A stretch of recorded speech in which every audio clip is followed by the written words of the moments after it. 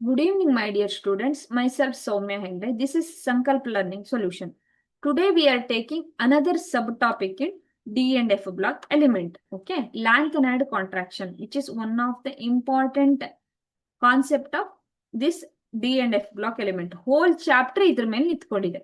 The F orbital are very less effective at shielding to the outer electron. ಯಾಕೆ ಹೇಳಿ, ಇಲ್ಲಿ ನಂದು nucleus ಇದೆ ಅಂದ್ರೆ ಇದು ಎಸ್ ಆಗಿ ಪಿ ಆಗಿ ಡಿ ಆಗಿ ಎಫ್ ಆಗಿ ಹಿಂಗಾಗ್ಬೇಕು ಅಂದ್ರೆ ಇಲ್ಲಿ ಎಫ್ ಇರ್ಬೇಕು, ಡಿ ಇರ್ಬೇಕು, ಪಿ ಇರ್ಬೇಕು, ಎಸ್ ಇರ್ಬೇಕಲ್ವಾ.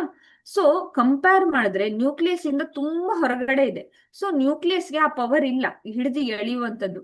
ಶೀಲ್ಡ್ ಮಾಡ್ಬೇಕು ಅಂದ್ರೆ ನ್ಯೂಕ್ಲಿಯಸ್ ಎಳ್ಕೊಳ್ಳೋ ಯಾವಾಗ ನಂಬರ್ ಆಫ್ ಮಾಲಿಕ್ಯೂಲ್ಸ್ ಅಂದ್ರೆ ನ್ಯೂಕ್ಲಿಯಸ್ ಅಲ್ಲಿ ಎಲೆಕ್ಟ್ರಾನ್ ಮತ್ತೆ ಪ್ರೋಟಾನ್ ಜಾಸ್ತಿ ಆಯ್ತಲ್ಲ, ನ್ಯೂಕ್ಲಿಯಸ್ ಪವರ್ ಜಾಸ್ತಿ ಆದಂಗೆ ಅದು ಹಿಡ್ಕೊಳ್ಳೋ ಚಾನ್ಸಸ್ ಜಾಸ್ತಿ. ಈ ಎಫ್ ಇರ್ತಾವಲ್ಲ, ಶೀಲ್ಡ್ ಮಾಡೋಣ ಅಂದ್ರೆ ಒಂದ್ ಇಲೆಕ್ಟ್ರಾನ್ ಇನ್ನೊಂದು ಎಲೆಕ್ಟ್ರಾನ್ ಇಂದ ತುಂಬಾ ದೂರ ಇರುತ್ತೆ. ಓಕೆ, ಸೊ ಹಂಗಾಗಿ it show poor shielding effect.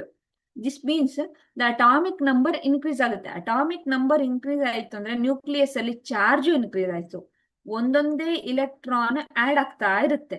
But they don't fully contracted due to increasing nuclear charge. Electron add ಆದಂಗೆ ಪ್ರೋಟಾನ್ ಆಡ್ ಆಗ್ತಾ ಇರುತ್ತಲ್ವಾ.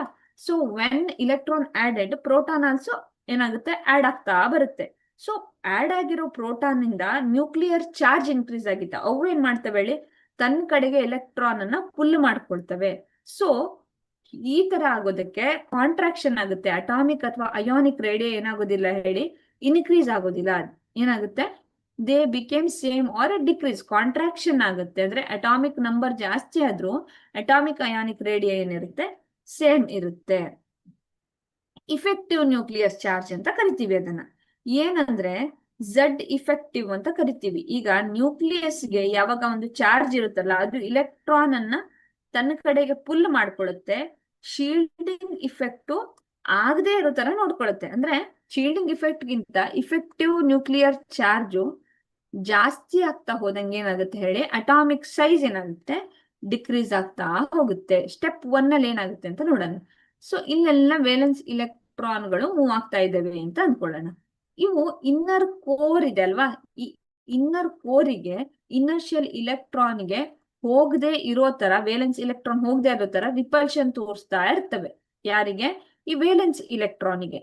ಸೊ ಯಾವಾಗ ಈ ರಿಪಲ್ಷನ್ ಗಿಂತ ಜಾಸ್ತಿ ಈ ನ್ಯೂಕ್ಲಿಯಸ್ ಎನರ್ಜಿನ ಅಪ್ಲೈ ಮಾಡ್ತು ಇನ್ನರ್ ಶೆಲ್ ಇರುವಂತ ನ್ಯೂಕ್ಲಿಯಸ್, ಅವಾಗ ವೇಲೆನ್ಸ್ ಇಲೆಕ್ಟ್ರಾನ್ ಇದ್ರ ಕಡೆಗೆ ಏನಾಗುತ್ತೆ ಹೇಳಿ, ಪುಲ್ ಆಗುತ್ತೆ. ಏನಾಗುತ್ತೆ, ರಿಪಲ್ಷನ್ ಗಿಂತ ಶೀಲ್ಡಿಂಗ್ ಗಿಂತ ಜಾಸ್ತಿ ಇದರದ್ದು ಅಟ್ರಾಕ್ಷನ್ ಇದ್ದಾಗ ಇಲೆಕ್ಟ್ರಾನ್ ವೇಲೆನ್ಸ್ ಇಲೆಕ್ಟ್ರಾನ್ಗಳು ಒಳಗಡೆ ಬರ್ತವೆ. ಓಕೆ, ಸೊ ಅವಾಗ ಏನಾಗುತ್ತೆ, ಸ್ಟ್ರಾಂಗರ್ ದ ಪುಲ್ಲು ಏನಾಗುತ್ತೆ, ಅಟಾಮಿಕ್ ನಂಬರ್, ಅಟಾಮಿಕ್ ರೇಡಿಯೋ ಏನಾಗುತ್ತೆ ಡಿಕ್ರೀಸ್ ಆಗುತ್ತೆ. ಓಕೆ, ಅಟಾಮಿಕ್ ರೇಡಿಯೋ ಡಿಕ್ರೀಸ್ ಆಗುತ್ತೆ. Thank you.